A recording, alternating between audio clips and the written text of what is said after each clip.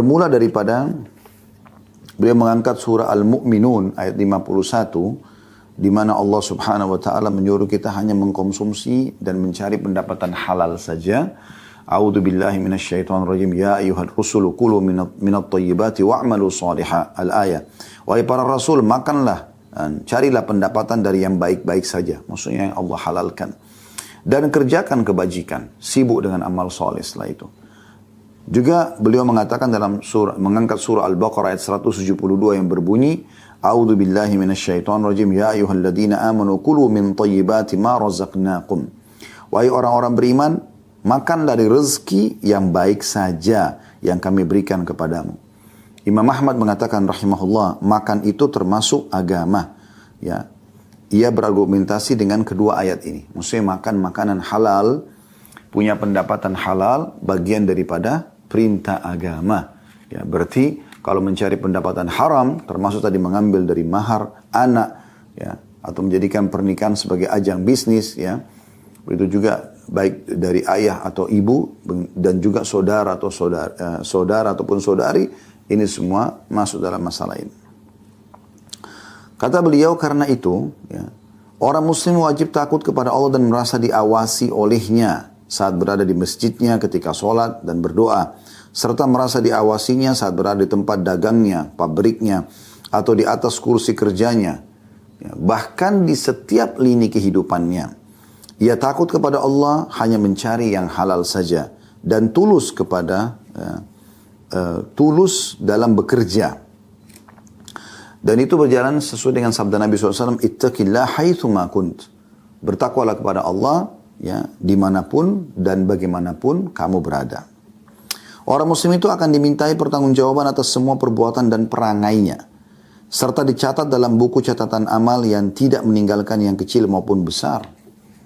Nabi SAW telah mengingatkan di dalam sebuah hadis yang diriwayatkan oleh Tabarani dan juga Al-Bazzar dengan sanad sahih. Kata Nabi SAW, Lan tazula kadama abdin yawmal qiyamah hatta yus'alu an arba'ah. Tidak akan tergelincir kedua telapak kaki hamba pada hari kiamat hingga ditanya tentang 4 perkara. An umurihi fima afnah. Tentang umurnya, untuk apa dia habiskan. Waktunya. Dia pakai untuk apa saja waktunya. Wa an syababihi fima ablah.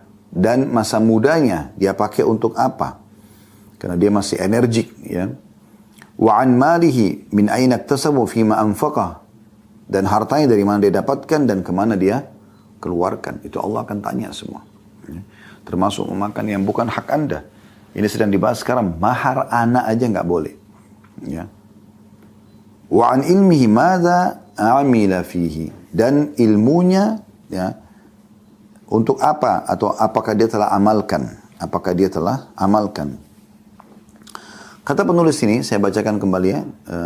Abdullah bin Sa'ad Al-Falih mengatakan dalam buku ini, apakah engkau tahu, wahai saudaraku sama muslim, bahwa engkau akan dimintai pertanggungjawaban pada hari kiamat tentang segala sesuatunya.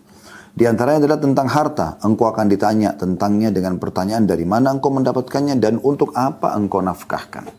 Dari mana engkau dapatkan, kemana engkau keluarkan. Ingat, semua pendapatan haram tidak ada keberkahannya. Bahkan akan mendatangkan efek-efek negatif.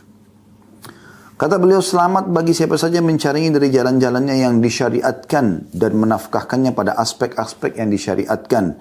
Yaitu menafkahkan untuk dirinya sendiri dan keluarganya dengan tidak berlebihan dan tidak pula kikir. Ini konsep dasar syariat, ya. Kita mencari pendapatan dan mengeluarkannya. Tidak berlebihan dalam semua itu. Orang ini diberi pahala atas perkara itu. Ia tidak lupa akan hak Allah di dalamnya berupa zakat dan selainnya berupa aspek-aspek kebajikan, menyambung hubungan dan berbuat kebajikan. Sebaik-baik harta adalah hartanya dan orang ini mendapatkan kedudukan yang paling utama.